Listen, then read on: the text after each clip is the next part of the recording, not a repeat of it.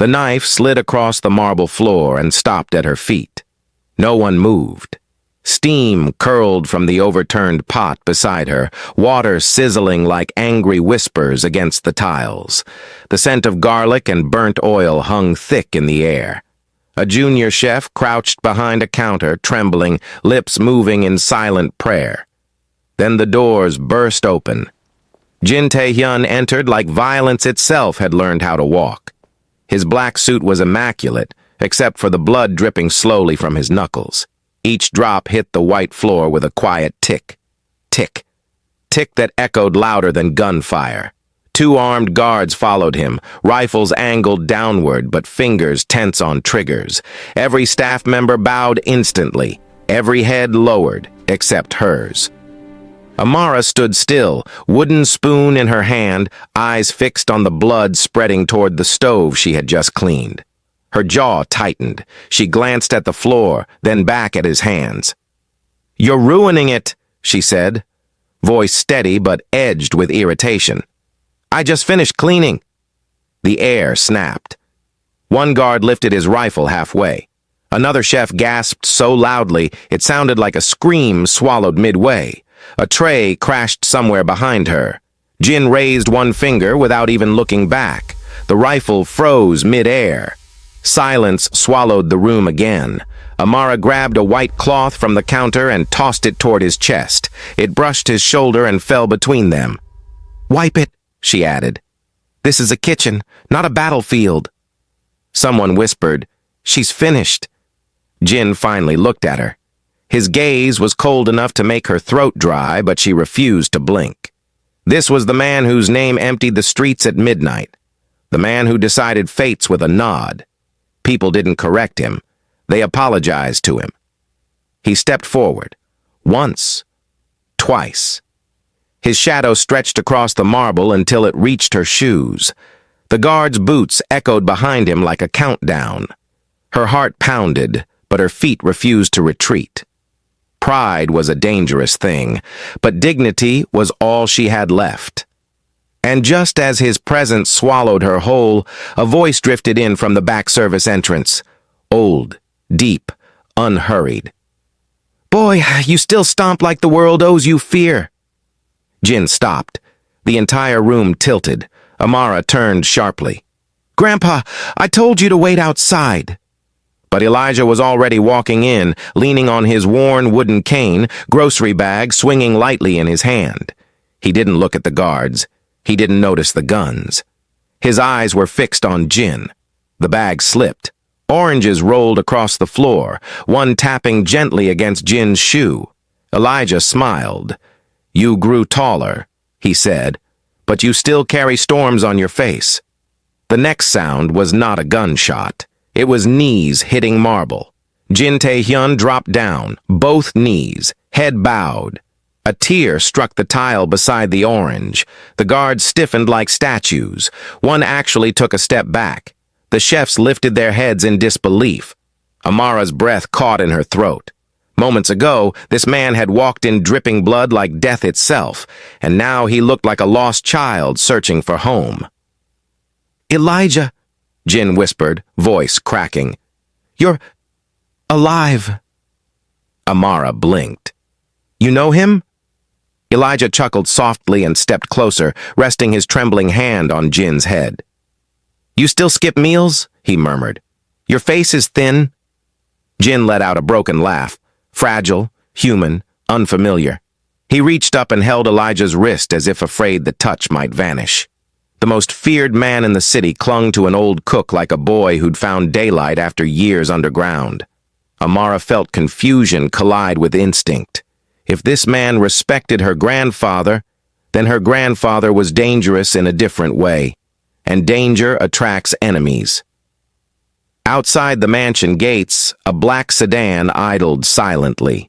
A camera lens adjusted focus through tinted glass, capturing the kneel, the tear, the touch. A message was typed quickly on a glowing screen. He bows to someone. We found his weakness. Inside, Jin rose slowly, wiping his face before anyone could fully process what they'd witnessed. His expression hardened again, But something had shifted. Protectiveness replacing cruelty, alertness replacing dominance. He turned to Amara. "You brought him here?" She nodded cautiously. "He had nowhere else tonight." Jin inhaled deeply. "Then you are family." The words echoed louder than any threat. Family. No oath, no test, just declared. The kitchen hierarchy collapsed in an instant. The guards exchanged uneasy glances. The chefs straightened. Amara felt the ground beneath her reality tilt. Hours ago, she was invisible, another worker behind steam and knives. Now, the most feared man in the city had tied her existence to his. Elijah tapped his cane once on the floor. "You always were dramatic, boy." A faint smile flickered across Jin's face, but Amara noticed what others missed. His eyes darted toward the windows, toward the gates, toward the world outside. Kindness had just been exposed. And kindness, in a cruel world, becomes a target. If you've ever watched someone good suffer simply because they chose compassion, if you've ever felt powerless while bullies thrived, then you already understand why stories like this matter. Stay close to this journey, because silence is exactly what villains depend on, and loyalty is the only thing that ever truly scares them. A distant engine revved beyond the walls. Jin's jaw tightened. "Elijah," he said quietly, "today is not safe." Elijah lifted his chin. "It never was. You just finally remembered you're not alone." An orange rolled slowly across the marble and stopped at Amara's foot. The kitchen lights flickered. Somewhere outside, a car door slammed. The guards reached for their weapons again. And for the first time since he had entered the room, Jin Tae-hyun looked afraid. Rain hammered the mansion windows like impatient fists. Amara hadn't slept. The kitchen clock blinked 3:07 a.m., its red light reflecting off stainless steel counters she had polished twice already just to keep her hands busy. Every sound felt amplified. The hum of the refrigerator, the drip of a faucet, the distant footsteps of guards changing shifts. The mansion was supposed to be secure, untouchable, a fortress wrapped in silence. But tonight, it felt watched. Elijah dozed lightly at the small staff table, his chin resting on his cane, breath slow but uneven. Amara draped a thin blanket over his shoulders and adjusted it twice, even though it was already straight. She didn't know why her chest felt tight. Maybe it was the way the lights outside the gate had flickered earlier. Maybe it was the way Jin's voice had sounded, calm but strained, like a man hearing thunder before anyone else noticed the clouds. Her phone vibrated. Unknown number. She hesitated, then answered. "Hello?" A distorted voice whispered, "You brought him into the lion's mouth." The line went dead. Her fingers went cold. She stared at the black screen, heartbeat echoing in her ears. She stepped toward the window and parted the curtain just an inch. The long driveway lay empty under the rain, but a faint red glow flickered beyond the gate, the brief flare of a cigarette being lit, then disappearing. Someone was there. She pulled the curtain shut. The kitchen suddenly felt too open, too exposed, every reflective surface turning into a potential eye. She reached for a knife without realizing it, gripping the handle until her knuckles paled. Footsteps approached. She spun around, blade raised, only to see Jin standing in the doorway, jacket off, shirt sleeves rolled, shoulder bandaged beneath the fabric. His eyes went straight to the knife, then to her trembling hand. "You should sleep," he said quietly. She lowered the blade but didn't release it. Someone called. His expression didn't change, but the air around him did, like a room losing oxygen. "What did they say?" "That I brought him into the lion's mouth." Jin walked to the window and lifted the curtain slightly. He didn't look surprised. He looked confirmed. "They found out faster than I expected." "Who?" He let the curtain fall. "People who believe kindness is a weakness. People who collect leverage the way others collect money. Amara swallowed. They're watching, aren't they? They always are. Elijah stirred at the table, eyes opening slowly. You two whisper like thunder, he muttered. Either fight or let an old man sleep. Amara rushed to him. Grandpa, we might need to leave. Elijah waved a dismissive hand. Leave what? Warm food and dry floors? I've slept in worse storms than this. Jin knelt beside him, voice softer than it had ever been in that mansion. This storm carries guns. Elijah met his gaze without flinching. So did the last one. You survived because you stopped running. For a second, Jin looked like he wanted to argue, but he didn't. He stood instead, jaw tightening as his phone vibrated. He glanced at the screen, and whatever he read darkened his expression. They're closer, he said. How close? Amara asked. He didn't answer. He walked to the security monitor mounted near the pantry and tapped the screen. The camera feed flickered through angles of the gate, the garden, the outer wall, until one frame froze. A black umbrella tilted upward. Beneath it, a man smiled directly into the lens. The feed cut to static. Amara felt her stomach drop. The man hadn't looked threatening. That was the worst part. He'd looked patient. Jin turned to one of the guards who had appeared silently at the doorway. Double the perimeter. The guard hesitated. Sir, half the night team hasn't reported in. Silence followed that sentence like a shadow. Jin's eyes sharpened. What do you mean hasn't reported? They left their posts 20 minutes ago. Radio's off.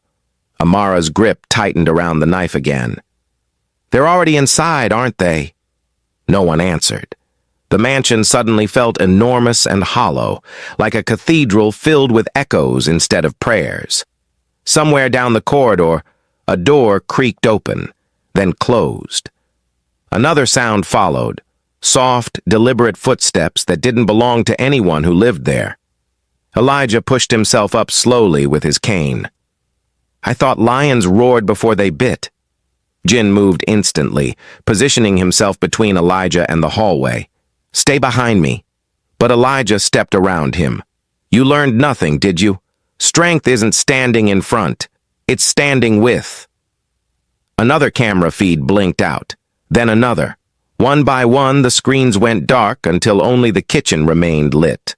A glowing island in a sea of black rectangles. The guard cursed under his breath and reached for his radio, but static answered him. Amara's heart pounded so loudly she was sure whoever lurked in the corridors could hear it. She imagined shadows slipping past walls, doors unlocking without sound, boots moving over carpets designed to swallow footsteps. And somewhere out there was the man from the umbrella, the one who smiled at cameras like he owned tomorrow. If you've ever felt the world closing in while the people meant to protect you vanished, if you've ever watched bullies grow bold because no one stood up to them, then you know why villains thrive on silence. They count on fear to keep good people quiet, but silence only feeds them. Staying with this story, standing with moments like this, is how we remind them they're being watched too. A loud thud echoed from upstairs. Glass shattered.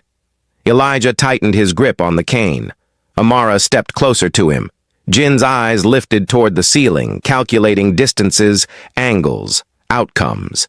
Then the kitchen lights flickered once, twice, and died. Darkness swallowed the room. Only the red blink of the clock remained, glowing like a warning heartbeat. 3:19 a.m. From somewhere in the mansion, slow applause began. One clap, two, three. And a voice drifted through the dark, smooth as oil, and twice as suffocating. Now we can talk. The applause continued in the darkness, slow, measured, enjoying itself. Amara couldn't see more than the faint red glow of the clock, but she felt the space shifting. The kitchen that once smelled of food and warmth now felt like a cage. Her fingers brushed Elijah's sleeve, grounding herself. His presence was steady, unafraid, as if darkness was just another room he had walked through 1,000 times before. Jin didn't move. He didn't need to. His breathing changed, that was all. A controlled inhale, a quiet exhale, the kind of rhythm people used before violence. Somewhere near the doorway, a guard clicked off the safety of his weapon. The sound was small, but in the dark it rang like a bell. Then the emergency lights flickered on. Dim. Red. Barely enough to see shapes. A man leaned against the kitchen entrance, clapping slowly with gloved hands. He wasn't tall. He wasn't bulky. Nothing about him screamed danger. His suit was neat, his hair combed back, his smile polite. The kind of smile that belonged at weddings, not in invaded homes. "You really should update your security," he said calmly. "It's disappointing." Jin's voice was flat. "You're trespassing." The man tilted his head. "I'm visiting." Amara felt anger rise before fear could fully form. This stranger had turned their night into a threat and wore charm like perfume. He stepped closer, shoes making no sound on the tile. His gaze moved past Jin and landed on Elijah. "There he is," the man murmured. "The legend." Elijah lifted his chin slightly. "You break into kitchens often, son?" "Only when history hides inside them." The guards shifted, unsure whether to fire or wait. The man didn't flinch at the weapons. He walked to the counter and picked up an orange, rolling it in his palm as if he'd been invited. Juice glistened where his thumb pressed too hard. "You bow now," he said to Jin without looking at him. "The city is surprised." Jin stepped forward. The air thickened instantly. "State your purpose." The man finally met his eyes. "Leverage." The word slid across the room like ice. Amara's stomach knotted. She felt Elijah's hand tighten gently on her wrist, not out of fear but reassurance. The stranger smiled wider, enjoying the silence he had created. "You built your empire on fear," he continued softly. "But fear is fragile. All it takes is one person you care about. And suddenly you're negotiating." Jin's jaw flexed. "You're making a mistake." The man chuckled. "No, I'm making an opportunity." He reached into his pocket. Every weapon in the room lifted at once. He pulled out a photograph. Not a gun, not a knife, a photograph. He held it up between two fingers. The red emergency light reflected off its glossy surface. Amara leaned slightly, heart racing, and saw a younger Elijah standing beside a small diner, grease stains on his apron, smiling at a boy whose face was blurred by time. The stranger flicked the photo onto the counter. "We all have origins," he said. "Some of us just collect them." Jin's voice dropped lower. "Leave." "Not yet." The man's eyes drifted back to Amara, lingering a second too long. She straightened instinctively, refusing to look away. Predators thrived on lowered gazes. She had learned that long ago. "You cook well," he said casually. "It would be a shame if your kitchen burned." Jin moved so fast the guards nearly reacted late. In one stride he stood inches from the man, presence overwhelming, shadow swallowing the red light. But the stranger didn't step back. He simply smiled, calm, certain, as if he had already won something invisible. "You can kill me," he whispered. "But then 10 others will arrive with less patience." Elijah tapped his cane once against the floor. The sound cut through the tension sharper than any shout. "You talk too much for someone standing in another man's house," Elijah said. "Either state your hunger or leave the table." The stranger laughed softly. "I like him." He turned toward the exit as if bored, adjusting his cuffs. The guards didn't lower their weapons. Amara's pulse pounded in her ears, anger and dread wrestling inside her chest. People like this man didn't shout. They didn't rage. They smiled while setting traps. At the doorway, he paused. "Tomorrow," he said lightly, "the city will learn that lions kneel." And when they do, hyenas gather. He vanished into the corridor. The emergency lights flickered again, then stabilized. Footsteps echoed briefly, then nothing. The guards rushed out after him, radios crackling with confused reports. Doors slammed, orders were shouted. The mansion came alive with panic disguised as control. Amara exhaled shakily. "Who is he?" Jin didn't answer immediately. He stared at the photograph on the counter, eyes dark, unreadable. When he finally spoke, his voice carried a weight that settled in her bones. "A man who profits from other people's pain." Elijah placed a hand on Jin's shoulder. "Then he's poor, no matter how rich he looks." But Amara knew better. Men like that weren't poor. They were dangerous because they believed everyone had a price. And if they couldn't buy you, they'd break you. They thrived on fear, on silence, on people thinking they were too small to matter. If you've ever watched someone cruel smile while good people paid the cost. If you've ever felt powerless while injustice strutted around like it owned the street, then you already know why people like him survive. They depend on spectators, not witnesses. They count on good hearts turning away. But when viewers refuse to look away, when they stand with stories like this, subscribe to voices that expose darkness instead of feeding it, villains lose the shadows they hide in. A sudden explosion rattled the far end of the mansion. The floor trembled. Dust fell from the ceiling. A guard's voice shouted through the radio, panicked and broken. "East Wing breach! Multiple intruders!" The transmission cut to static. Amara felt Elijah's grip tighten again. Jin lifted his head slowly, eyes burning now, not with fear, not with anger, but with certainty. The stranger hadn't come to negotiate, he had come to distract. And somewhere in the mansion, doors were opening that were never meant to be found.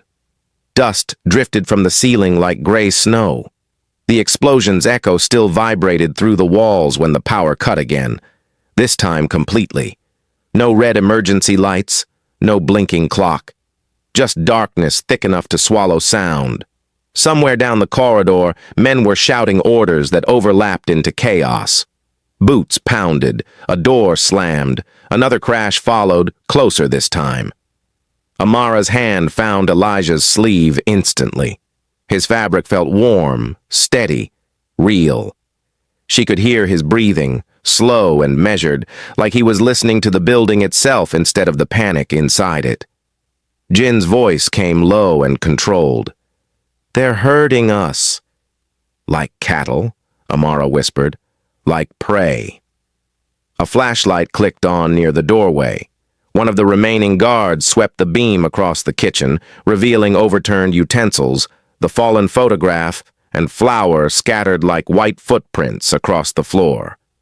The light moved again, then froze. The back service door was open. It had been closed seconds ago. A thin line of rainwater stretched inward from the threshold, glistening on the tile. Someone had entered quietly while all eyes were on the explosion. The realization crawled up Amara's spine like ice. Jin gestured sharply. Two guards moved toward the door, rifles raised. The beam of light trembled slightly in one man's hand. Outside, the storm roared louder, wind forcing droplets through the gap like needles. The guard nudged the door wider. Nothing, just darkness and rain. Then a metallic clang rang from the ceiling above them. Everyone looked up. The ventilation grate rattled. Another clang, closer, like boots crawling through metal ribs. The sound scraped across nerves. Amara felt Elijah straighten beside her, his cane lifting slightly as if the old wood could hold back steel. "They're inside the walls," a guard muttered. Jin stepped backward, positioning himself between Amara, Elijah, and the rest of the room. His wounded shoulder barely slowed him. Adrenaline had turned pain into background noise. He scanned the ceiling, the corners, the doorway, calculating angles the way other men counted money. A sudden burst of gunfire erupted upstairs. Short, controlled, professional, not panic shooting, execution shooting. Amara flinched. The sound was different from movies, heavier, final. She imagined people falling in rooms she had walked through hours ago. The mansion that once felt endless now felt like a maze shrinking around them. Her phone vibrated again. No number, just a message. The kitchen burns first. She showed it to Jin without a word. His eyes hardened, then shifted to the stoves, the gas lines, the hanging racks of knives. The threat wasn't just violence, it was humiliation. Turning her place of work, her pride, into ashes. Elijah leaned closer to her. They want fear to cook before food. Amara swallowed. I won't let them. Another vibration hit her phone. A photo loaded slowly. It was taken from above, the mansion courtyard. Tiny figures moved like ants around black vehicles. More were arriving. Headlights cut through rain, engines idling like beasts waiting to be unleashed. They're multiplying, she whispered. Jin exhaled sharply. Of course they are. The ventilation grate above them shook violently, then burst open. A masked figure dropped down, landing in a crouch. Before he could rise, a guard fired. The shot cracked through the kitchen, deafening. The intruder collapsed instantly, weapons skidding across the tile. But the victory lasted less than a second. More movement above. Too much movement. Metal scraping, boots shifting, breathing echoing through ducts like a swarm preparing to pour out. Jin grabbed the fallen intruder's weapon and kicked the body aside. We move now. Where? Amara asked. The pantry corridor, narrow, defensible. Another grate burst open at the far end. A second intruder dropped, then a third. Gunfire erupted again, flashes lighting the darkness like lightning trapped indoors. Plates shattered, glass exploded. Amara ducked instinctively, pulling Elijah down with her as bullets ripped through shelves of spices, sending clouds of powder into the air. The kitchen transformed into smoke and echoes. Jin fired twice, precise, economical. 2 figures fell, but shadows kept shifting above them. This wasn't a raid. It was a message written in gunfire. Elijah lifted his cane and struck the floor once, sharp and loud, cutting through the chaos. Girl, he said firmly, fear feeds them. Don't cook their meal. Amara nodded, heart racing but spine straightening. She grabbed a metal tray and slammed it onto the counter, the clang ringing defiantly. She wasn't armed like the others, but she wasn't invisible either. Not tonight. Because villains don't just steal safety. They steal voices. They thrive when good people shrink, when witnesses convince themselves they're too small to matter. If you've ever been told to stay quiet while someone powerful trampled what you loved, then you know this feeling. And the only reason bullies grow is because silence waters them. Standing with stories like this, subscribing to voices that refuse intimidation, is how fear stops being their weapon and becomes their weakness. A sudden roar erupted behind the stoves. Flames shot upward. Gas line. Heat slammed into the room, forcing everyone back. Firelight painted the walls in violent orange. Smoke curled toward the ceiling where masked silhouettes still shifted like vultures. The kitchen, her kitchen, was becoming exactly what the message promised. Jin cursed under his breath and pulled Amara and Elijah toward the corridor. The guards covered their retreat, bullets echoing like thunder trapped in steel. The fire spread fast, licking cabinets, devouring curtains, turning polished surfaces into molten reflections. They reached the narrow hallway just as another explosion rocked the floor behind them. The blast shoved hot air forward, nearly knocking Amara off her feet. Elijah steadied her with surprising strength, eyes clear despite the inferno behind them. The corridor lights flickered on for a brief second, enough to reveal something ahead. A figure stood at the far end, not masked, not armed, just watching. The same polite smile. The man from earlier lifted 2 fingers in a casual wave, then stepped backward into the darkness. The lights died again, and from the kitchen behind them, the fire roared louder, sealing the only path they knew. Heat chased them down the corridor like a living thing. The smoke rolled low along the ceiling, thick and bitter, stinging Amara's eyes as she guided Elijah forward. The narrow hallway that once smelled faintly of cleaning soap now reeked of burning wood and melting plastic. Every breath scraped her throat. Behind them, the kitchen crackled and roared, devouring everything she had scrubbed, organized, protected. Months of work collapsing into ash in minutes. Jin didn't look back. He moved with grim certainty, one hand gripping his weapon, the other pressed briefly against his injured shoulder, as if reminding himself he was still standing. The remaining guards formed a tight shield around them, boots thudding against the marble as they turned corner after corner. The mansion's endless luxury had become a maze of choking heat and blind turns. A distant alarm began wailing, not the sharp ring of a fire alert, but a deep mechanical howl that vibrated through the walls. It wasn't meant to warn, it was meant to disorient. The sound twisted nerves, making direction hard to judge. "Elijah, stay close," Amara whispered. "I'm old, not lost," he replied calmly, tapping his cane against the floor to keep rhythm. The steady tok cut through the chaos like a metronome for courage. They reached a junction where 3 hallways split. The overhead lights flickered weakly, revealing portraits on the walls, faces of past leaders staring down like silent judges. Smoke crept along the ceiling above them, curling around chandeliers that trembled with each distant blast. "Left leads to the courtyard," one guard said quickly. "Right to the library, straight to the inner quarters." Jin's eyes scanned the ceiling vents, the corners, the shadows. "Courtyard is exposed. Library is glass. Inner quarters." They moved straight ahead.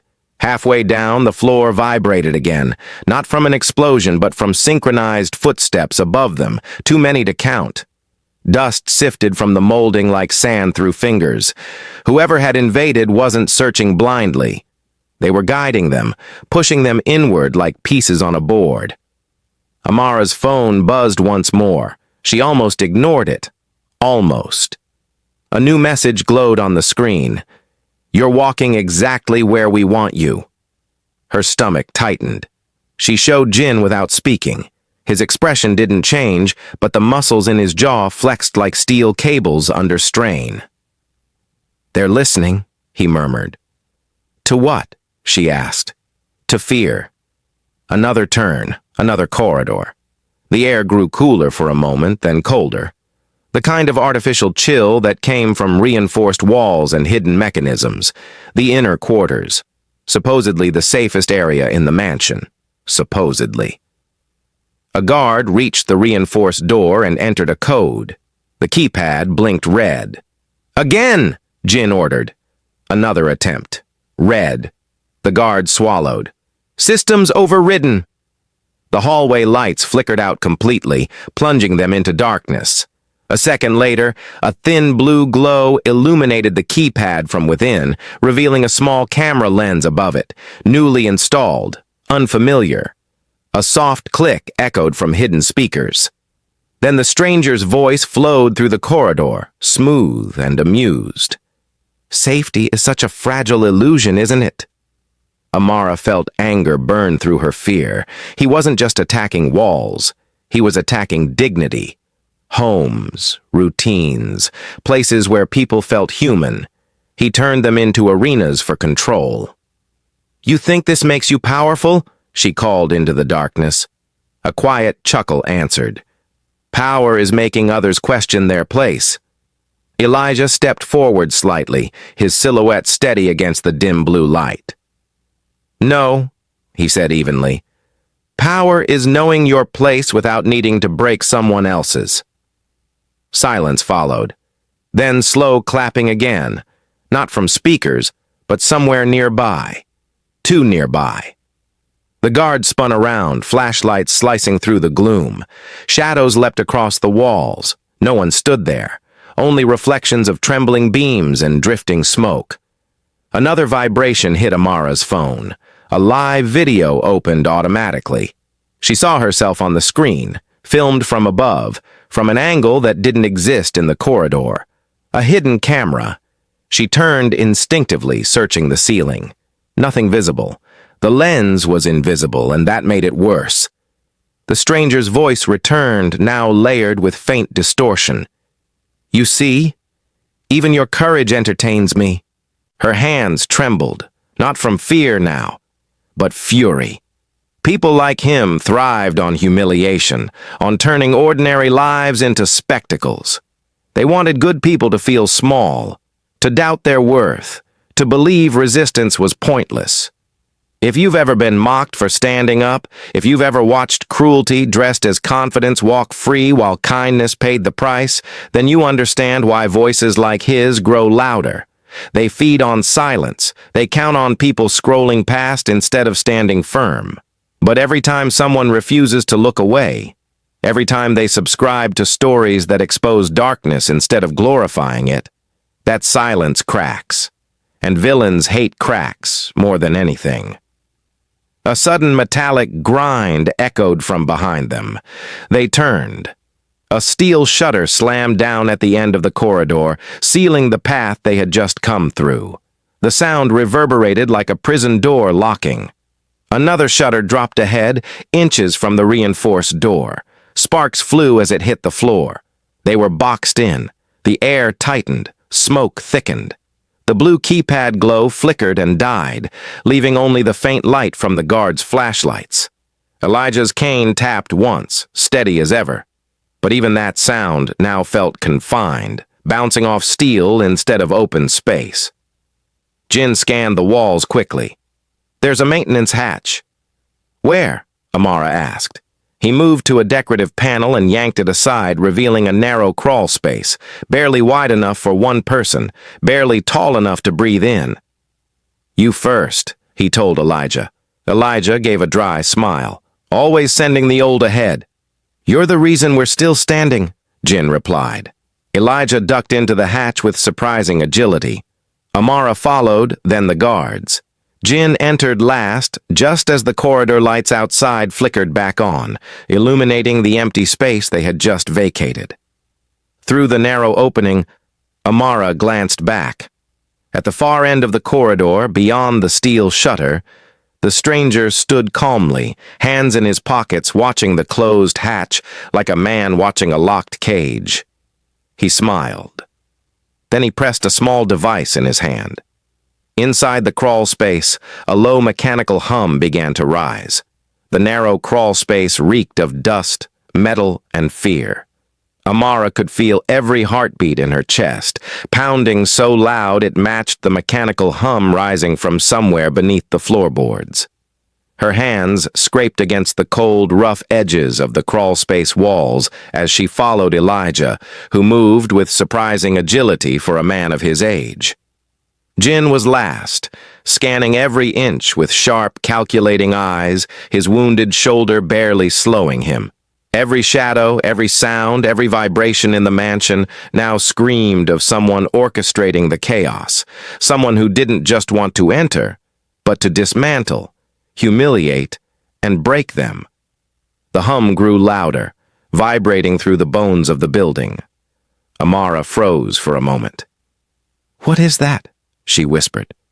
Jin didn't answer immediately. He crawled ahead, his gun drawn, eyes flicking to every vent and opening along the walls. "They're rigging the building," he said finally. "Every step we take, every room we occupy, it's a trap." Elijah's cane tapped against the metal floor, his old eyes scanning like a predator despite the dim light. "And yet, we keep walking. Courage, girl, isn't running from smoke. It's knowing smoke wants to kill your fire and moving anyway." Amara's throat tightened. She swallowed and followed, gripping the walls. The truth of his words hit harder than any blast. People like the stranger outside depended on good people believing they were powerless. They thrived on fear, counting on obedience to their cruelty. That's why the world stayed broken, because witnesses stayed quiet. and Amara refused to be silent tonight. A sharp click rang from above. A vent grill rattled violently. Jin froze instantly, pressing back against the wall. The hum shifted, now punctuated by the mechanical hiss of compressed air. Somewhere above, wires sparked.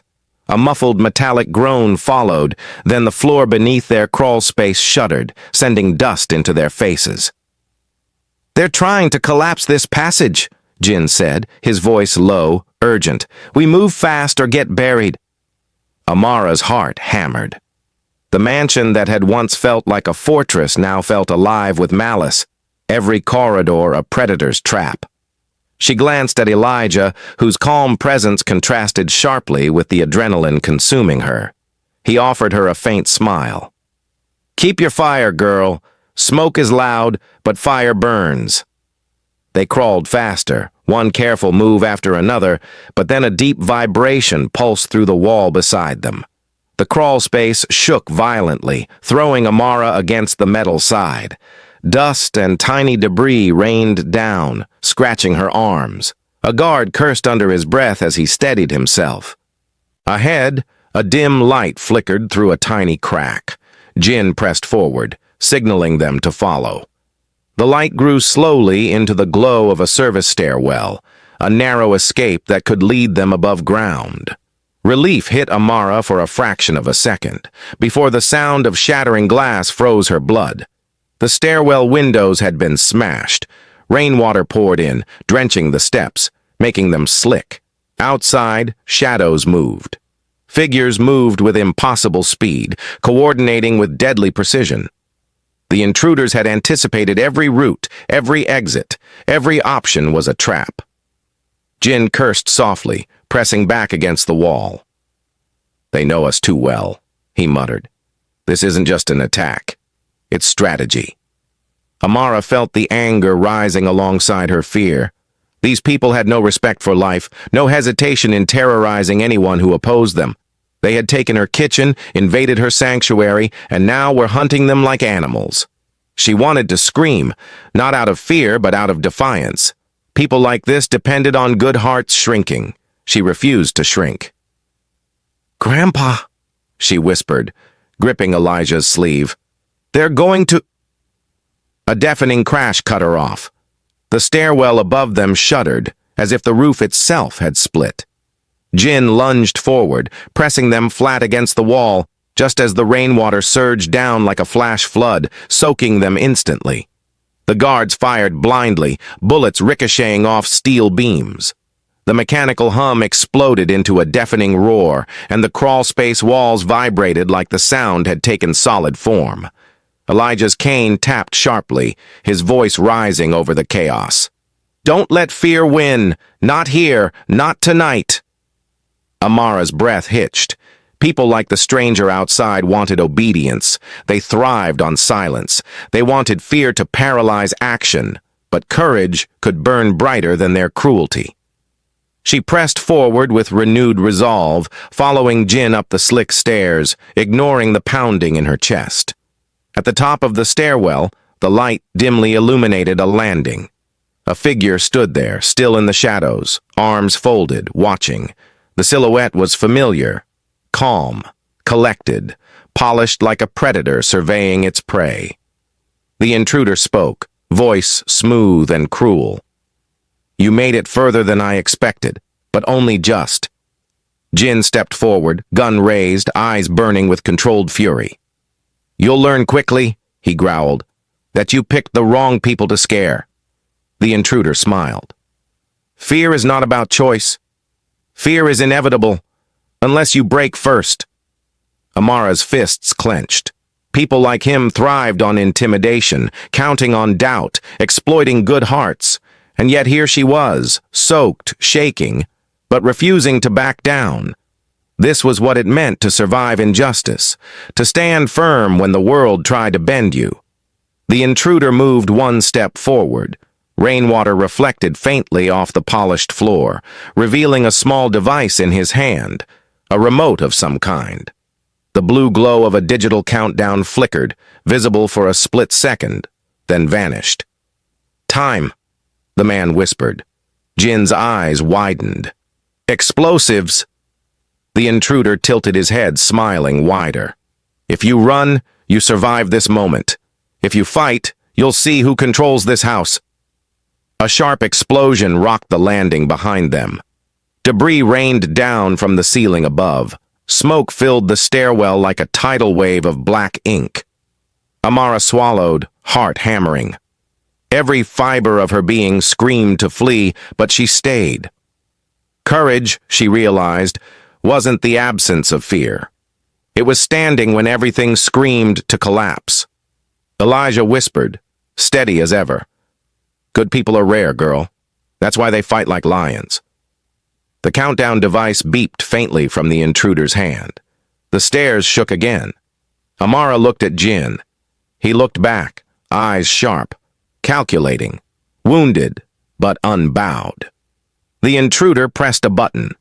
The landing beneath them shuddered violently, and the lights flickered back on, just long enough to show the intruder smiling directly at Amara before the staircase itself groaned like it might split apart entirely.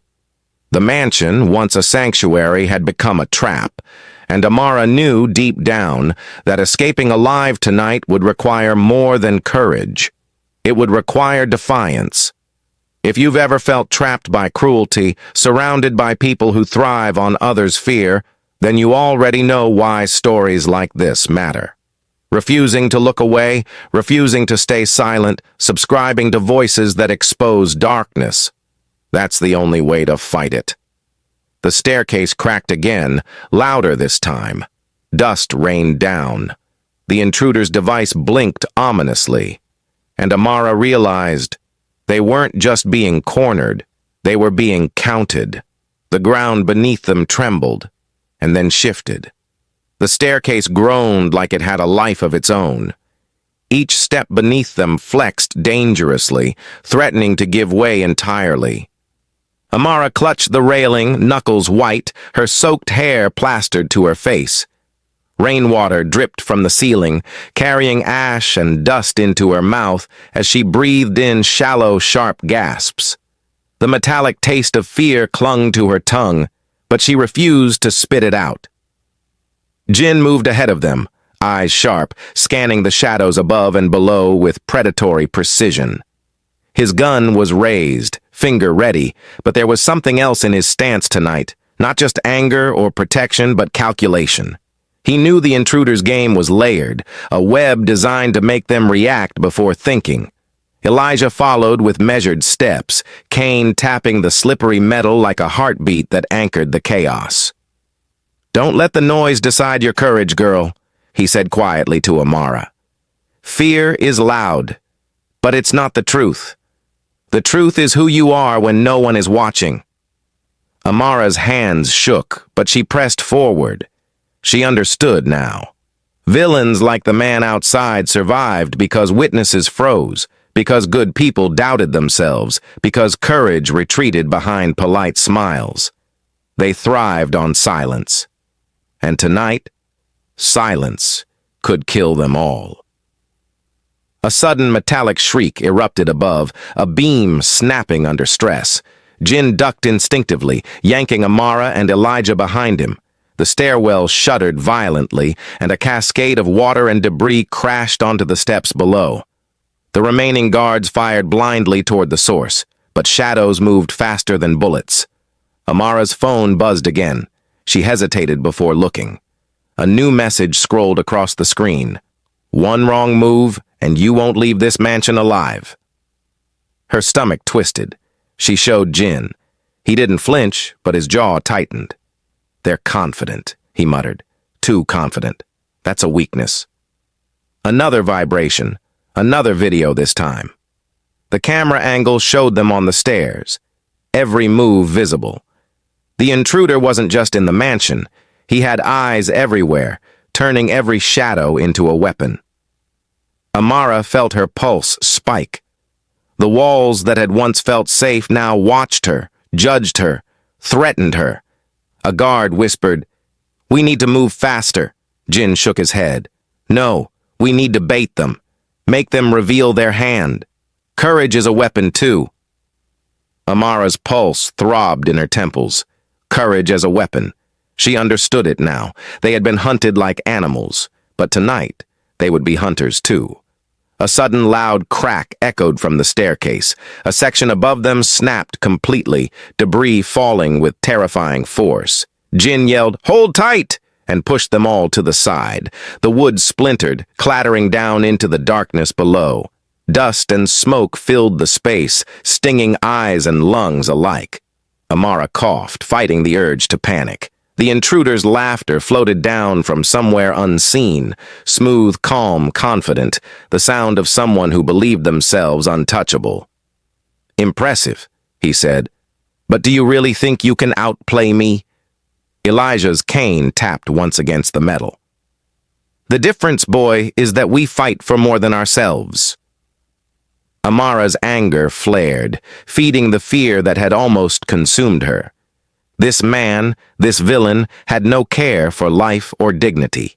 He existed to terrify, to humiliate, to crush people until they obeyed or vanished. But she was not a pawn. Not tonight. Another step snapped above them.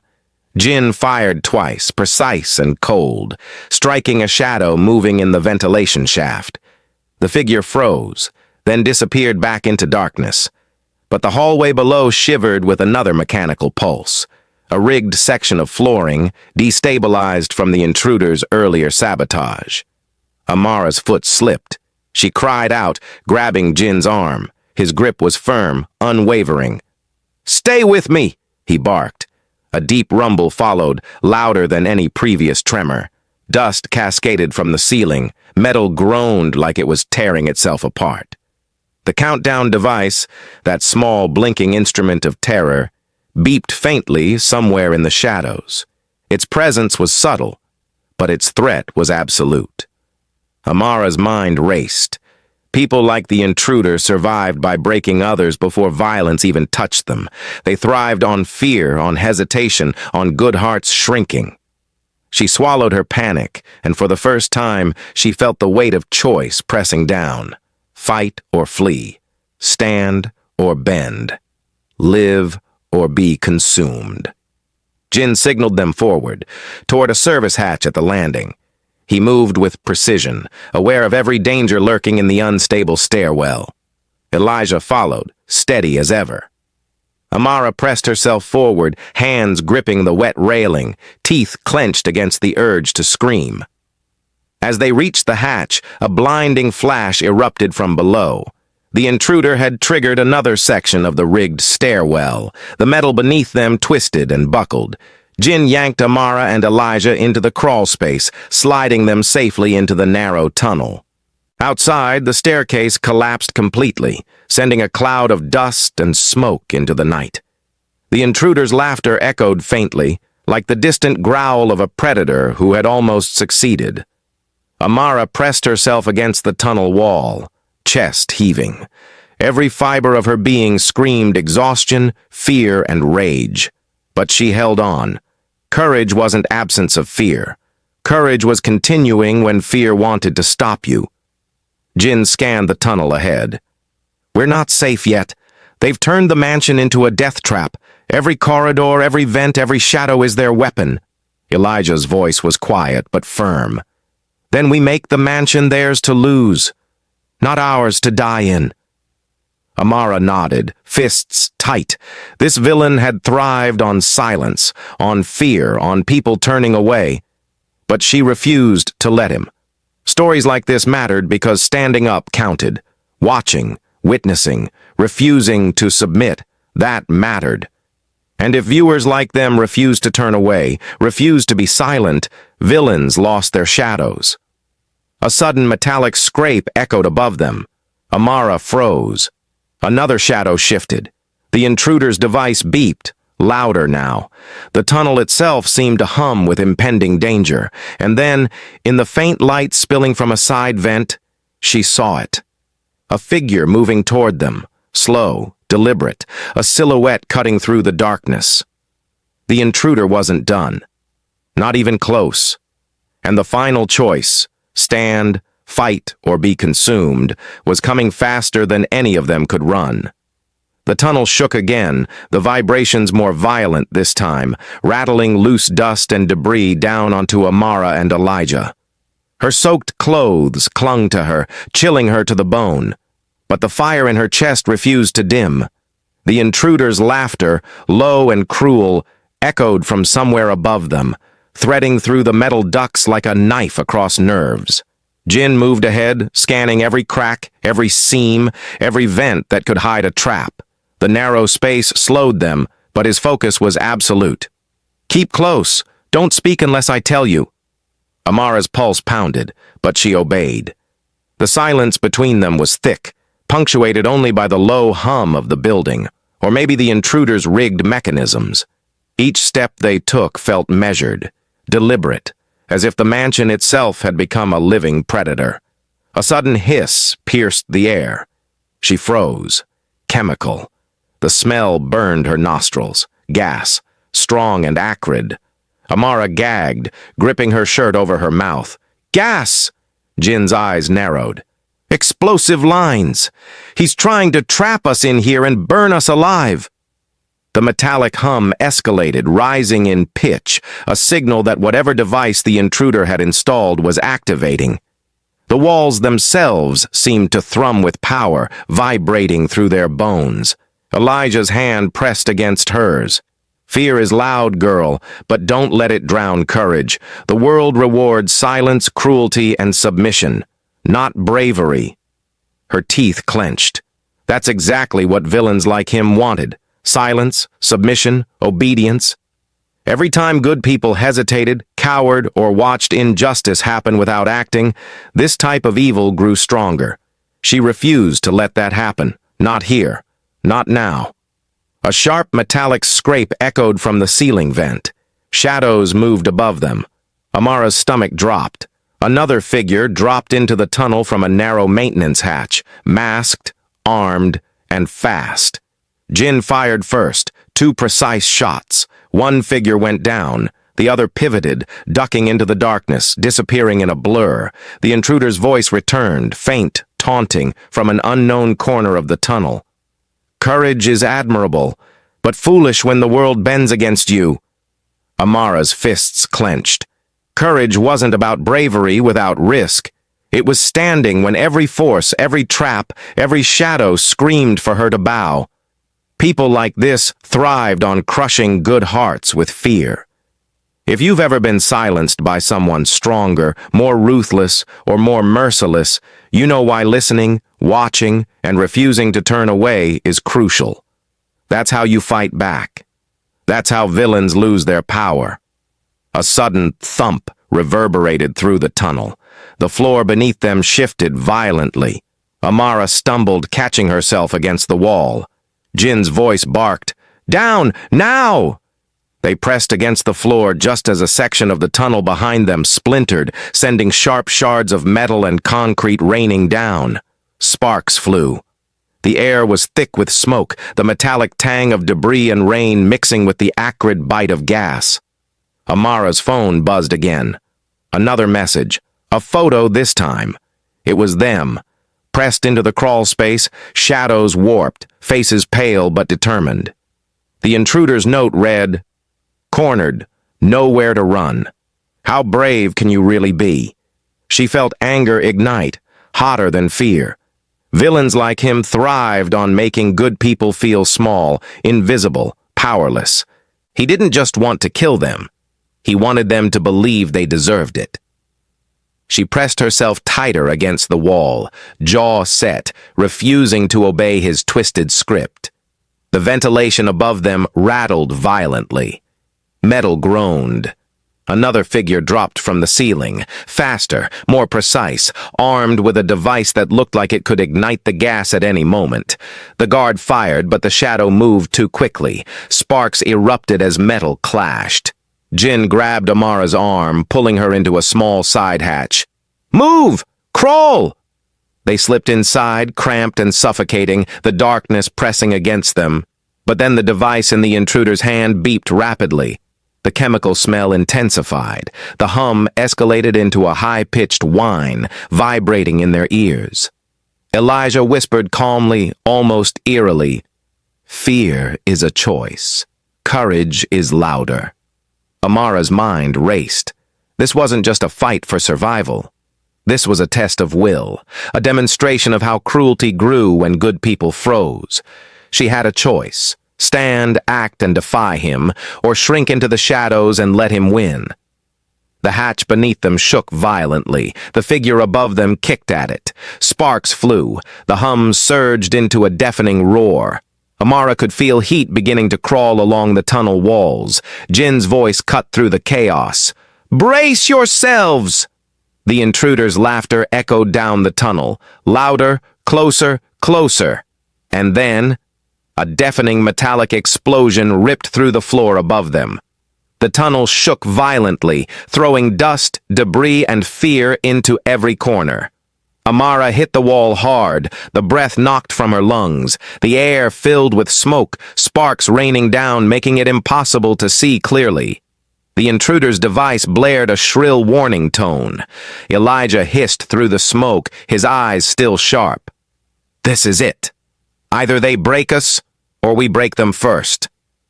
Amara's hands shook as she gripped the wall, teeth clenched against fear, heart racing faster than ever. She looked at Jin. He gave her a nod, silent, unflinching. The intruder's silhouette appeared at the far end of the hatch, framed by firelight, calm and impossibly confident. His hand hovered over another trigger, and Amara realized, with a chill that cut through adrenaline and fury alike, tonight, they weren't just fighting for escape. They were fighting to survive a villain who believed nothing mattered more than control. And the next move could end everything. The device beeped again. Faster, louder, closer. And then the tunnel shook once more. The tunnel groaned and trembled beneath them, shaking dust and shards of metal into Amara's face. The acrid smell of gas clawed at her throat, but she ignored it, pressing forward with a mix of terror and determination. Every step felt like defiance, a refusal to let fear dictate her choices. Villains like the one hunting them thrived on obedience, on trembling hearts, on people who believed courage was impossible. But she refused to feed that darkness. Jin moved ahead with calculated precision, eyes flicking to every vent, every seam, every shadow. His gun was ready, but the muscles in his jaw, tight and coiled, spoke more than the weapon ever could. He was wounded, exhausted, and yet unbowed, and that gave Amara a spark of hope she desperately needed. Elijah followed, steady as ever, cane tapping against the metal, a rhythm that anchored their chaos. "The world rewards silence, girl, cruelty and submission." "Not bravery," he whispered, almost as if to himself. "But those who refuse to shrink? They burn brighter than any shadow."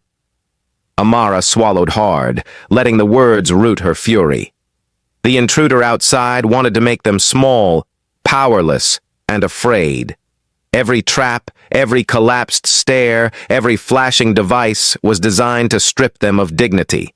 But courage, true courage, didn't come from the absence of danger. It came from standing when everything screamed to give up. A sharp metallic scrape echoed above.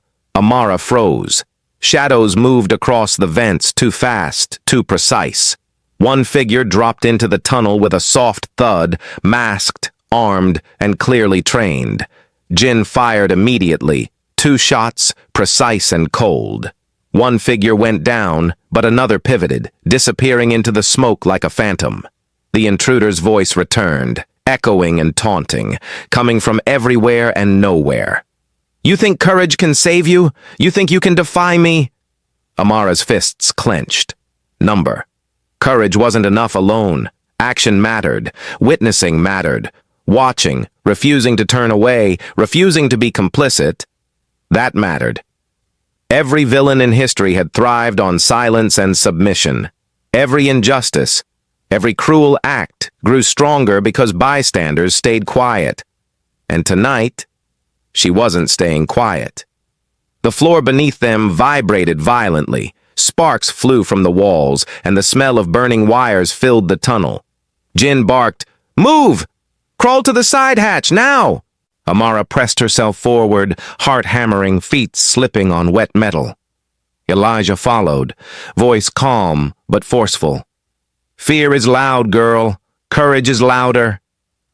As they reached the hatch, a blinding flash erupted behind them. Part of the rigged stairwell had collapsed completely. Rainwater, dust, and debris surged toward the crawl space like a tidal wave. Jin yanked Amara and Elijah inside just in time, narrowly avoiding the torrent. The tunnel shook violently. The intruder's laughter echoed again, smooth, cruel, confident. Sparks from broken wiring arced along the walls, illuminating the device in his hand. A small, blinking instrument that hummed with lethal intent. He had turned the mansion into a labyrinth of traps, each designed to make them submit before violence touched them. Amara pressed herself against the wall, trembling with exhaustion but burning with defiance. Villains like him depended on fear, on good people shrinking, on obedience masquerading as survival. Every time they hesitated, every time they froze, his power grew. And she refused to feed it. A sudden rumble ran through the crawl space, louder than ever. The intruder pressed a button on the device. Sparks shot along the tunnel walls, igniting the gas just enough to create a roaring hiss. The heat climbed, suffocating, pressing against her skin. Jin's eyes widened. "Explosives! He's rigged it all! We don't have time!" Amara's breath caught, terror and rage twisting together. The intruder wanted them to fail, to panic, to lose themselves. But she had seen enough to know that villains always overestimate fear and underestimate resolve. Elijah tapped the wall, cane ringing against metal. "Your fire matters, girl. Never let them see it fade." The device's beeping accelerated, a countdown she couldn't see, a trap she couldn't predict. Smoke coiled around them, and the tunnel's walls seemed to pulse with impending destruction. Amara looked at Jin. His gaze met hers, wounded, determined, unyielding. "We fight together," he said quietly, voice almost drowned by the roar of the machinery and the hiss of igniting gas. Then, from somewhere ahead, a low metallic grind, a trap activating, and the tunnel shook so violently it threatened to collapse entirely. Amara's stomach sank.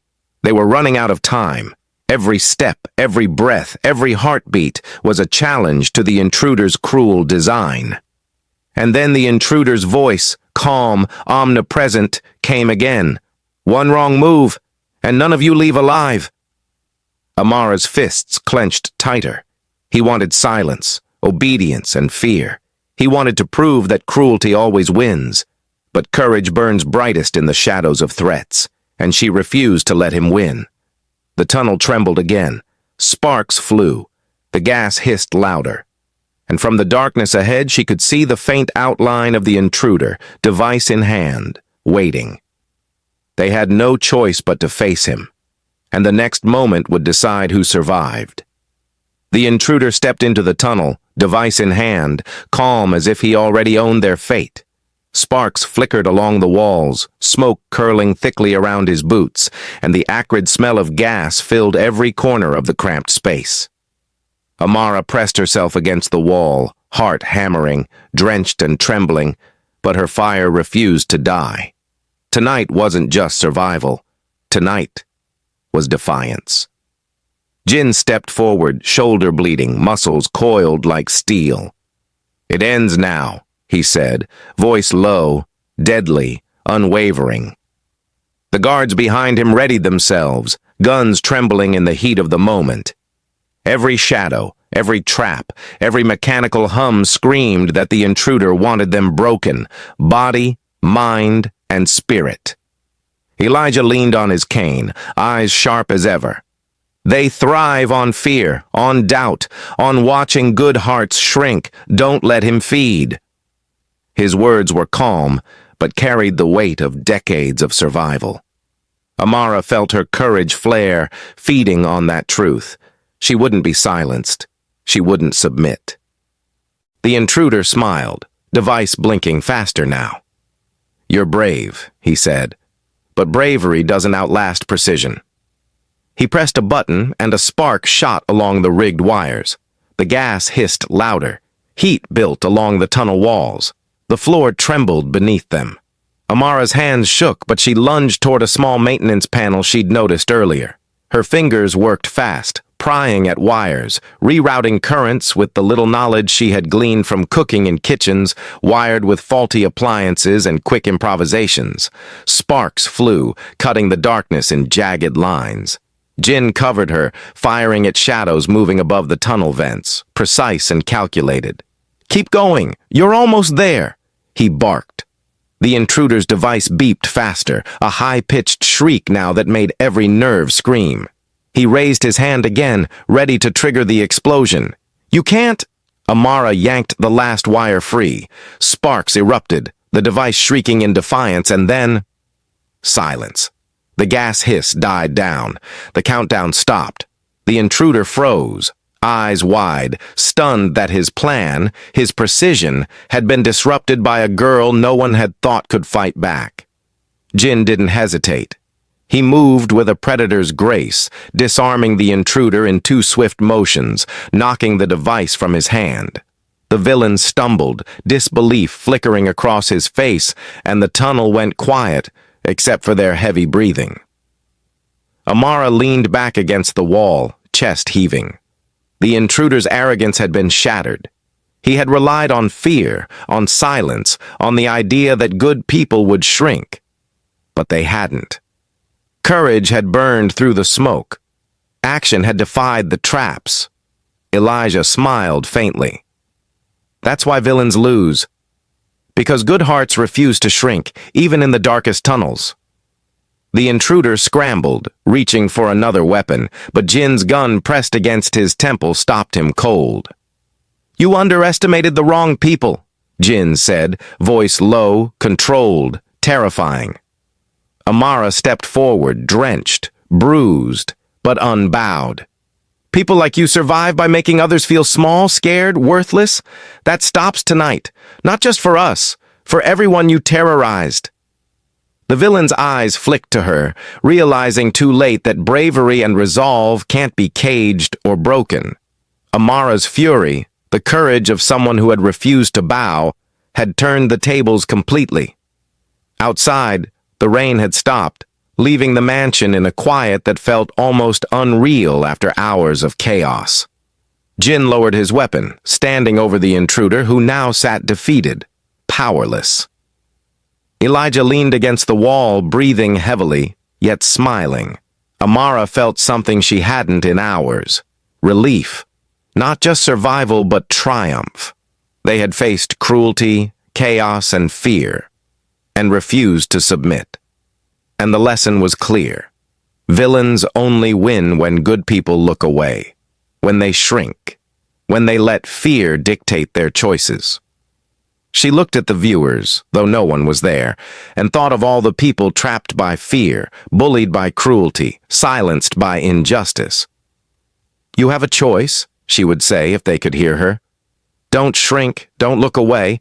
Courage isn't just standing up, it's standing when they want you to fall. Don't let villains win. Not ever." Jin glanced at her, his usual stoic mask softened by something rare. Pride. "You did well," he said. "Tonight courage carried us through." Elijah nodded, tapping his cane gently.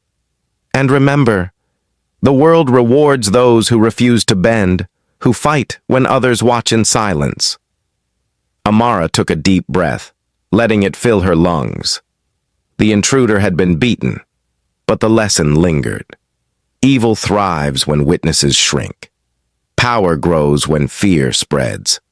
And courage spreads faster than fear ever could. The intruder was gone from the game, but his legacy of intimidation would remain for those who had watched. They needed voices to rise against it. They needed witnesses to refuse submission. They needed people like Amara, like Jin, like Elijah, to fight not just with weapons, but with courage, defiance, and the refusal to be silenced. The mansion was quiet now. Rain-soaked, scarred, but standing. Amara, Jin, and Elijah emerged into the faint morning light, battered but undefeated. And in that silence, the message was clear. Villains only win if you let them. If you've ever felt trapped by someone cruel, manipulated by fear, or silenced when you should have spoken, subscribe, watch, learn, and remember that courage can't be caged. Courage isn't just surviving. Courage is standing, acting, refusing to bow, and inspiring others to do the same. And tonight, Amara's fire had burned brighter than any villain could ever imagine. The mansion's shadows retreated. The storm was over. But the story of courage, defiance, and standing against cruelty, that was only beginning. Subscribe now to witness the full journey, to follow every twist, every danger, and every moment when good hearts refuse to shrink. And remember, villains only win when you look away. Don't look away. Stand, fight, survive, and inspire others to do the same.